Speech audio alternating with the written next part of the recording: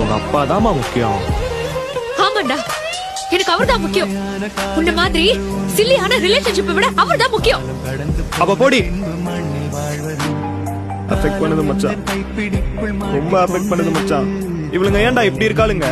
அவ்வளவு சீக்கிரமா வாடா அவனை மறந்துட்டா? அவ்வளவுதானா நானு? ஒரு செகண்ட் கூட அவனை பார்க்கவே இல்லையா மச்சான்? முடிஞ்சது மச்சான். காதலின்றி பூமி மீது வாழ நேர்ந்திடும், கொஞ்ச நேரம் கூட நரகம் போல மாறிடும்.